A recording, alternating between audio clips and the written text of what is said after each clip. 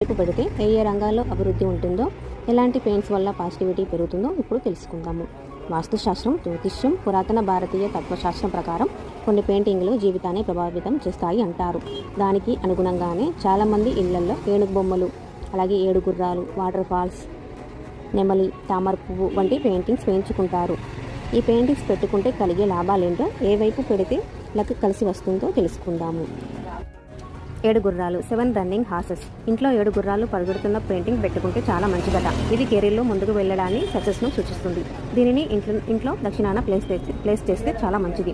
ఏనుగులు కూడా బలం, స్థిరత్వాన్ని సూచిస్తాయి.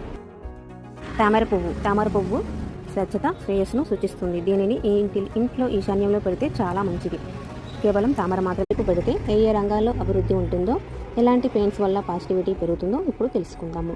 వాస్తుశాస్త్రం, జ్యోతిష్యం, పురాతన భారతీయ తత్వశాస్త్రం ప్రకారం కొన్ని పెయింటింగ్లు జీవితాన్ని ప్రభావితం చేస్తాయి అంటారు. దానికి అనుగుణంగానే చాలామంది ఇళ్లల్లో ఏనుగు బొమ్మలు, అలాగే 7 గుర్రాలు, వాటర్ ఫాల్స్, నెమలి, తామర పువ్వు వంటి పెయింటింగ్స్ వేయించుకుంటారు. ఈ పెయింటింగ్స్ పెట్టుకుంటే కలిగే లాభాలేంటో, ఏ వైపు పెడితే లక్ కలిసి వస్తుందో తెలుసుకుందాము. 7 గుర్రాలు, 7 రన్నింగ్ హార్సెస్. ఇంట్లో 7 గుర్రాలు పరిగెడుతున్న పెయింటింగ్ పెట్టుకుంటే చాలా మంచిదట. ఇది కెరీర్లో ముందుకు వెళ్ళడాన్ని, సక్సెస్ను సూచిస్తుంది. దీనిని ఇంట్లో దక్షిణాన ప్లేస్ చేస్తే చాలా మంచిది. ఏనుగులు కూడా బలం, స్థిరత్వాన్ని సూచిస్తాయి.